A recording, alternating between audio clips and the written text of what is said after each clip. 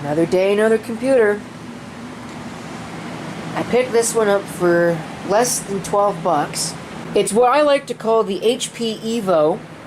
It's a what do they call this? A D530 CMT. There you can see the sticker there. Some other interesting stickers. Here's a look at the back panel. No expansion cards, but I am going to be changing that. My intention is to add an AGP graphics card. See, there used to be a time when that was definitely the de facto standard, and my camera is running out of batteries. Those times have well and truly passed, especially now with PCI Express and technologies such as that. I don't even think AGP exists anymore in any shape or form, but I'm not quite 100% sure on that. I know that PCI hung on for a while in servers and whatnot, even though AGP was around, because it was just more, it was more, universal or whatever, and most of the graphics cards didn't need whatever the AGP slot provides, which is it. The AGP is faster than PCI, but not by much. But anyways, enough chatter about that. It's got an 80 gigabyte hard drive in it. We are going to take a look at what's on that drive because I thought it was interesting. And I'm also going to mention how to break into a Linux installation because this has Linux on it. I probably shouldn't, but I'm going to anyways because, all the people on YouTube and whatever are all like, oh, well, Linux is so much better than Windows because you can't break into it as easily. I'm going to show you just how easy it is to break into Linux, but anyways, that'll come in a minute. It has a floppy diskette drive. I have no idea if it even works. When was the last time you heard somebody call it a floppy diskette drive? This optical drive has been upgraded, and there's one thing I can't stand about people, the general consumer, and installing something like a floppy drive. They've always got to put it in the middle slot or the bottom slot.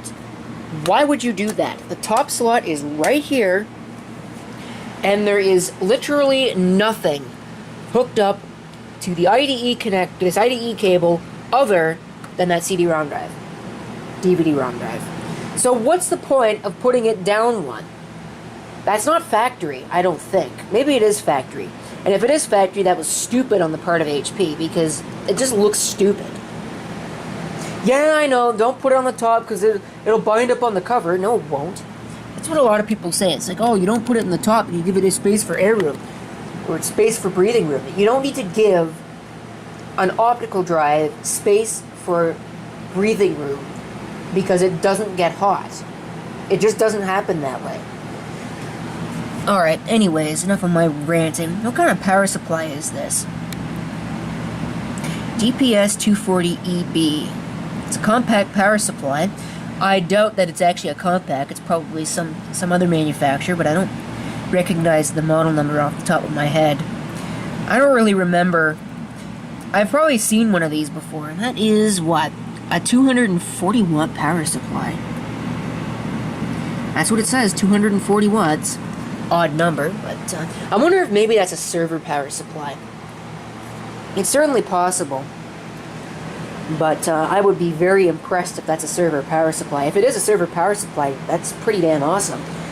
There's some dust, but overall it looks okay. There's a little bit of capacitor junk over there. Might have to go through this and replace these caps, but I think it'll be fine. And even if this board conks out, the case is good.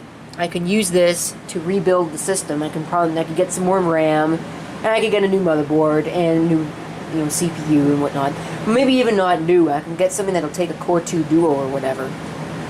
But the system runs, so I don't really care about capacitor smoke right now. The intention is to replace or to use this as a slideshow machine, and I don't think that's not a very high stress application. So it won't hurt a bit. And like I said, it's useful for parts, but anyways, I spent 5 minutes rattling on about this. So let's keep going here. The RAM was upgraded at some point. It's got two 256 megabyte memory modules in it now, and somebody had upgraded it with a 1 gigabyte stick here. I'm going to see if I've got another 1 gigabyte memory stick. I probably do. And so I can bump this thing up to 2.5 gigs in dual channel mode. Well, I believe so anyways. If the system even supports dual channel. It's a Pentium 4. And it's a socket 478 Pentium 4. So, well, not all that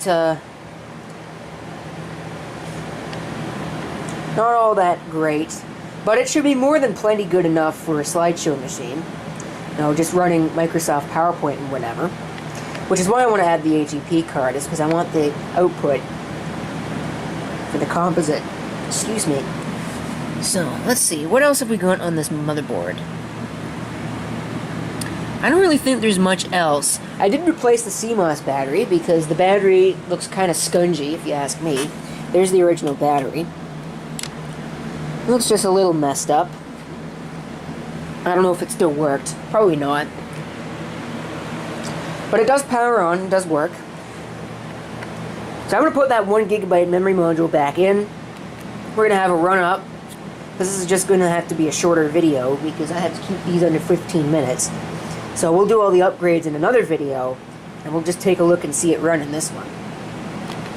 Here's another thing I bought recently at this store. You can see it down here. I bought a KVM switch. That was a little cheap thing. I bought that when it came with a Hitachi Vision Plate tablet that will have its own video at some point when I get that back and working. But I'll tell you what, that comes in real handy for test setups. I don't need to lug out another monitor or unplug my keyboard and mouse and monitor from another computer. So here we go, let's fire it up. There's a noisy fan.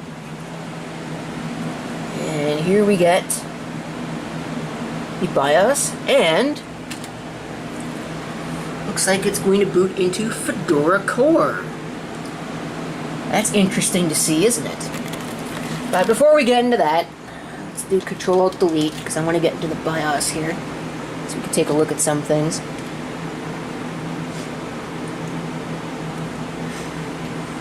English System Information.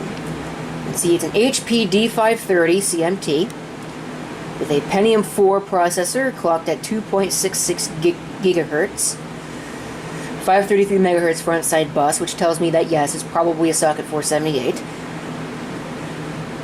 512K of L2 cache.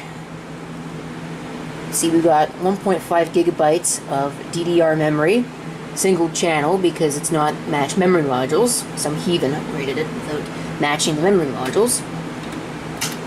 I will have to see if there is an update to the BIOS. Storage options. We have a Western Digital 80 gigabyte serial ATA hard drive. That is old enough. See how many of you remember this. The transition time between IDE and serial ATA. Yes, I know there's a mess on the floor. Yes, it's going to get dealt with at some point. I hear an awful squealing coming from in there. But as you can see, there are the regular serial ATA connections, and then there's also a port for a Molex power connector, and both actually work.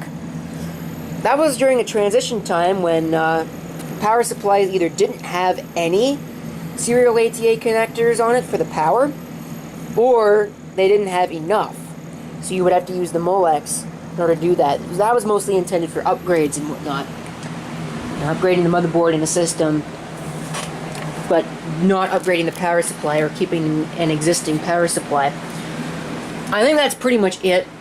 So we're going to take a look at Fedora Core here. It says hp-compaq on it, but this is well after the time that Compaq was pretty much done. So I'm going to show you a trick here. If you do not know the root password or any password of a system, or any password of any user on the system, you can go ahead and add single to the list of commands here. That's after pressing E at this boot menu, and then pressing E to edit that line. B boots the system. It'll boot into single user mode, and then we could change the password. What that will do is that will change the root user password, which you can then use to log in, and you will get complete access to the entire system. Sounds dangerous.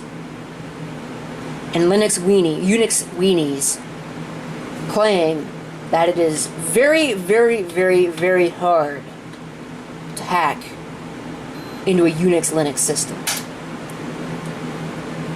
Sure it is. Alright. So you can see the Fedora core. Login.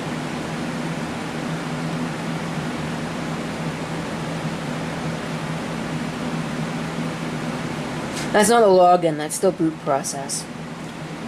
Stumbling over my words here. Maybe I should have just held off on making the video. So we're gonna go in as root. And by the way, once you're in as root, you can figure out what the usernames are on the system, and you can reset their passwords as well. You can get into their accounts. I am not going to really go much over this because there really isn't much here. It looks like it's pretty much a bog standard installation with not much in the way of applications or anything else.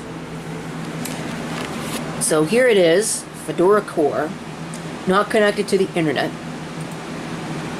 This is very old school. I can't figure out exactly what version of Fedora core this is. But given all of the references to Red Hat, and in fact the Red Hat logo up in the corner, this can be no newer than Fedora Core 4. In